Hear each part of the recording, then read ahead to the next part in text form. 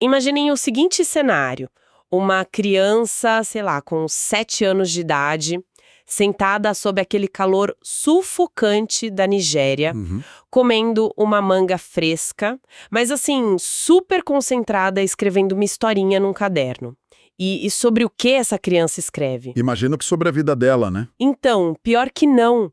Ela escrevia sobre personagens brancos, de olhos azuis, que brincavam alegremente na neve, comiam maçãs e conversavam sem parar sobre como era maravilhoso que o sol finalmente tinha saído. Caramba. Pois é. Ah, e todos eles bebiam algo chamado ginger beer, aquela cerveja de gengibre, sabe? Só que tem um detalhe. Essa criança nunca tinha saído do país dela. Nossa. Lá não nevava, o sol brilhava o ano inteiro e ela não fazia a menor ideia do gosto que uma ginger beer tinha. Não faz sentido nenhum, né? Exato, porque uma mente infantil apagaria a própria realidade física, sabe? O calor, as mangas, só para imitar um mundo que nunca presenciou. Hoje, a nossa imersão investiga exatamente esse fenômeno através de um relato fascinante de uma contadora de histórias nigeriana sobre o perigo da história única. E essa imagem da criança escrevendo sobre a neve lá na Nigéria, isso ilustra perfeitamente o nosso foco de hoje. Porque assim, não estamos falando só de literatura infantil aqui. Uhum, com certeza. O grande objetivo desse nosso mergulho profundo é realmente desconstruir a mecânica de como os estereótipos se instalam na nossa mente. A gente quer entender as engrenagens que fazem a gente reduzir pessoas complexas a uma dimensão só. E o papel do poder nisso tudo, né? Exatamente. O papel invisível de quem conta a história. E, fundamentalmente, como que a gente pode buscar uma balança de histórias para que a nossa dieta de conhecimento não seja feita só de distorções. E para quem nos ouve hoje, tipo, seja para se preparar para uma reunião de negócios ou só para entender melhor o mundo mesmo, decifrar esses nossos pontos cegos é o primeiro passo crucial. Mas voltando àquela criança, a autora desse relato, ela começou a ler muito cedo. Tipo, com quantos anos? Entre os 2 e 4 anos, e aos 7 ela já estava escrevendo. E as histórias dela eram cópias fiéis dos livros britânicos e americanos que ela consumia. O que me deixa muito intrigada é como a ficção tem força suficiente para atropelar nossa experiência sensorial diária. É que o que opera aí, na verdade, é uma vulnerabilidade extrema da mente humana. Especialmente diante de uma narrativa, né? Antes da gente desenvolver um pensamento crítico mais forte. Faz sentido. A mente absorve tudo como verdade absoluta. Exato. Para aquela criança, a ausência total de representação da própria realidade dela nos livros criou, tipo, uma regra implícita sobre o que era normal, o que era digno de ser documentado. Porque os personagens eram todos estrangeiros, né? Todos. E aí o cérebro dela simplesmente concluiu que a literatura precisava ser sobre algo distante, sobre coisas com as quais ela não se identificava fisicamente. Certo, vamos desvendar isso. É como olhar o mundo inteiro pelo buraco de uma fechadura, sabe? E achar que aquele pedacinho de paisagem ali é todo o planeta. A mente dela entendeu que os livros eram um clube exclusivo onde a vida real na Nigéria estava barrada. Uma analogia perfeita. E a virada de chave só ocorreu quando ela descobriu escritores africanos. Autores como o Chinua Achebe, o Kamaralai. Foi ali que a ficha caiu. Ela percebeu que meninas com pele cor de chocolate e cabelos crespos também podiam existir na literatura.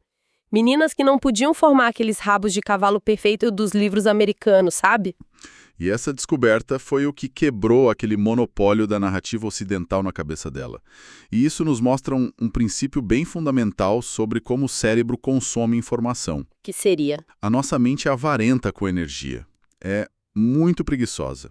Então, quando não existem múltiplas referências sobre um assunto, a única história que chega até nós, ela vira verdade absoluta. Por pura conveniência. Por pura conveniência.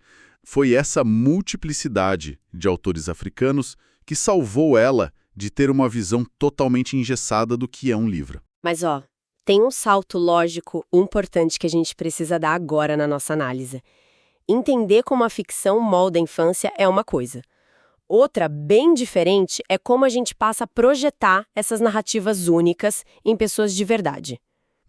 Aí a coisa fica mais complexa. Total. O relato conta a história de um menino chamado Fidji, que trabalhava na casa da família da autora. A família dela era classe média.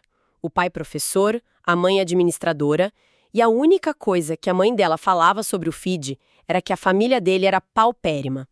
Aquele clássico discurso de mãe, né? Nossa, sim! Ela usava isso pra forçar a menina a comer tudo. Falava tipo, coma tudo, as pessoas da família do Fidji não têm nada. E a mãe mandava arroz, inhame, roupas velhas pra eles. E o sentimento que a autora desenvolveu por ele e pela família toda foi só pena. Uma pena imensa. Tudo se resumia àquela escassez absoluta. Tá, mas aí que a coisa fica realmente interessante. Porque deixa eu bancar o advogado do diabo aqui um pouquinho. Manda. Mandar comida e roupa para quem precisa não é um ato de compaixão? Assim, ajudar os pobres é visto como algo super positivo. Onde está o erro em reconhecer a pobreza e tentar ajudar? Então, a questão não é a doação em si. O perigo está no fato de que a escassez virou a única história que ela tinha deles. E a compaixão, quando ela se baseia só numa tragédia, ela vira paternalismo. Ah, entendi. E a prova disso foi quando a família dela visitou a vila do Fidji. Chegando lá, a mãe dele mostrou um cesto de ráfia tingido, lindo, super complexo que o irmão do Fidji tinha feito. Nossa, e o relato descreve bem o choque dela. Ela ficou em choque. Ficou atônita, porque nunca tinha passado pela cabeça dela que alguém daquela família pudesse criar alguma coisa. Fazer a arte, né? Sim. A narrativa da pobreza roubou a capacidade deles de serem vistos como indivíduos com talentos. O paternalismo apaga a humanidade do outro, reduzindo a pessoa a um mero receptor da nossa pena.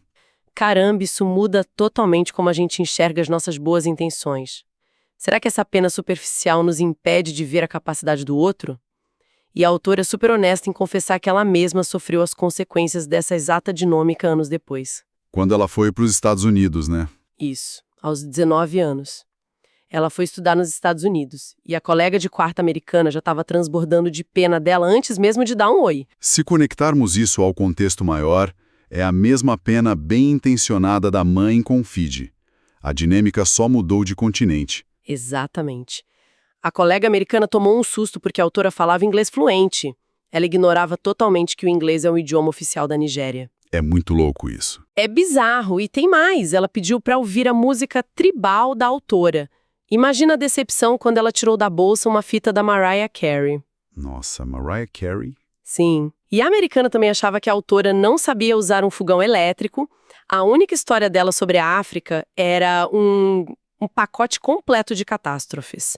Miséria, pessoas esperando ser salvas por um estrangeiro branco e gentil, nenhuma possibilidade de conexão de igual para igual. E a emoção dominante aí é o paternalismo puro. O ecossistema midiático criou um currículo invisível.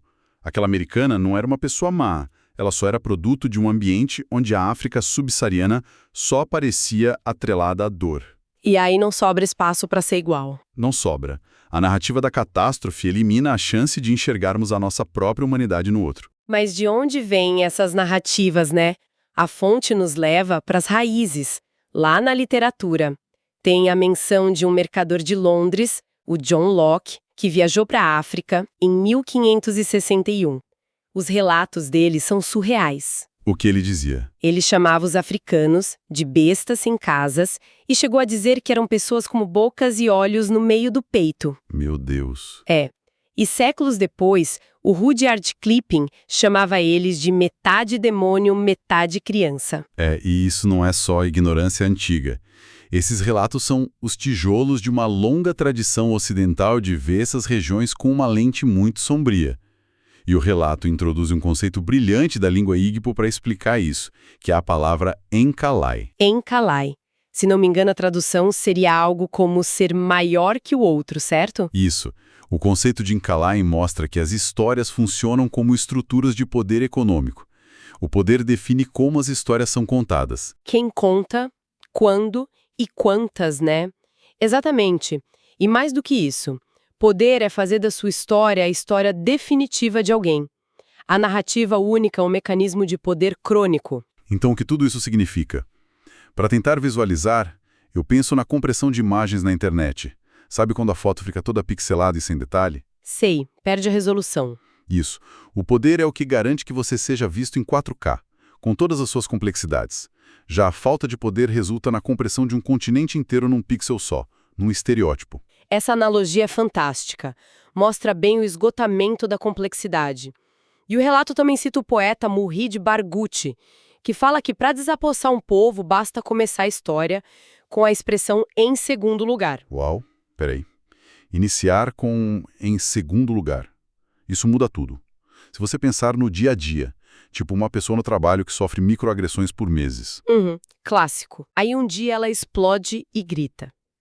Se quem conta a história começa pelo grito, ou seja, em segundo lugar a pessoa que gritou parece totalmente louca e o provocador sai ileso. É a manipulação do ponto de partida. E na escala histórica, o Enikali faz isso direto. Iniciar a história focando no estado falido de um país africano hoje e pular a parte em que as fronteiras foram retalhadas durante o colonialismo tira toda a culpa do passado. E isso respinga na vida dos indivíduos de jeitos bizarros. O relato cita um estudante universitário americano que lê um livro da autora onde o pai era abusivo. Aí ele virou para ela e falou: que pena que todo homem nigeriano é abusador. Nossa Senhora. E a resposta dela foi maravilhosa. Ela falou que tinha acabado de ler American Psycho, o livro do serial killer, e que seria uma pena se todo jovem americano fosse um assassino em série. Sensacional.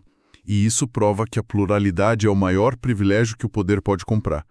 O estudante não faria essa extrapolação com American Psycho porque os Estados Unidos têm poder econômico para ter múltiplas histórias. Tem John Steinbeck, Updike. Sim, o poder compra o direito à individualidade. Então, quando você não tem poder, você vira o representante oficial de um continente inteiro.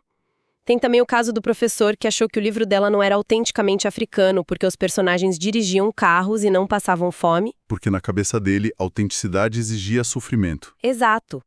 Mas olha, tem uma armadilha aqui. A gente pode achar que só acadêmicos ou os americanos caem nessa.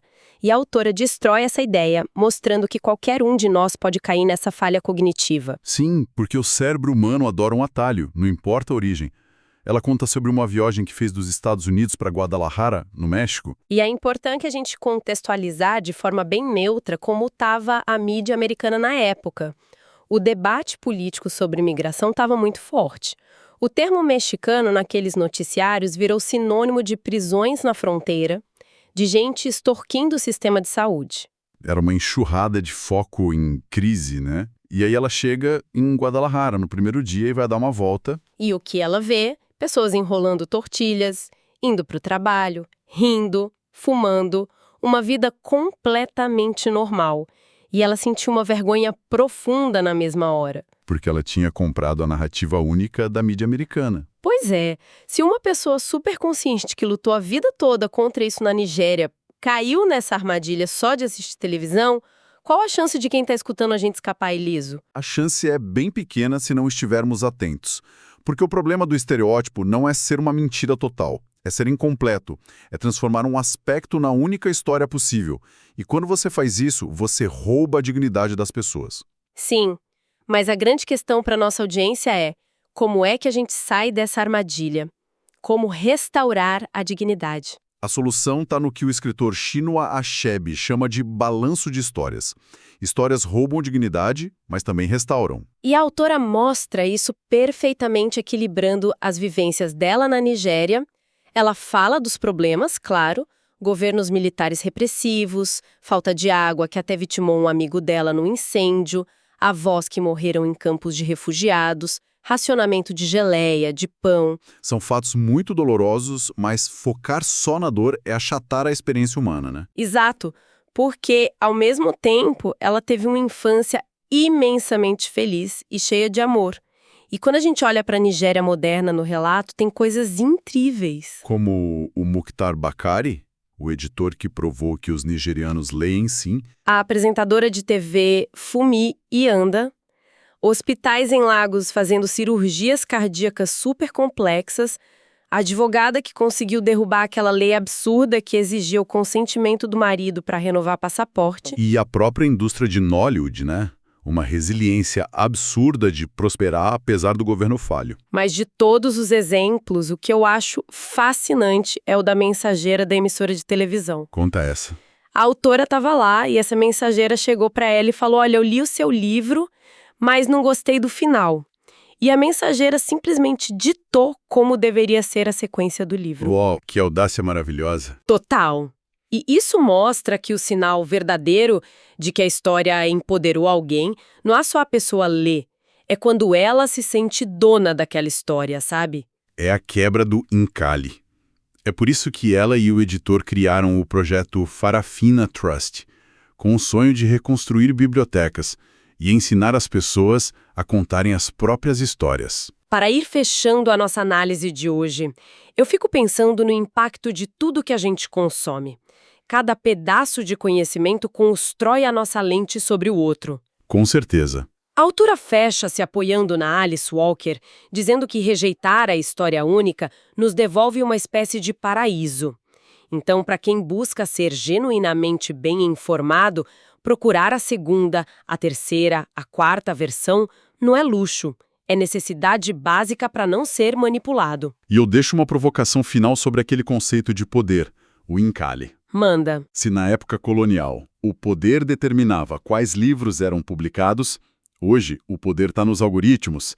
Eles decidem o que aparece na nossa tela. Nossa, é verdade. E os algoritmos amam as narrativas únicas porque elas geram cliques rápidas e reforçam nossos vieses. Então a pergunta para a nossa audiência é: quais são os passos ativos que a gente precisa dar hoje para hackear nossa dieta de informação? Para não deixar que a tecnologia vire um novo encalhe, né? Exatamente. Que provocação excelente, a gente não pode só aceitar passivamente. Muito obrigada a todo mundo que acompanhou a nossa imersão de hoje. Fica o convite para explorarem o mundo na sua verdadeira complexidade, desafiando sempre o ponto de partida de todas as histórias. Um grande abraço.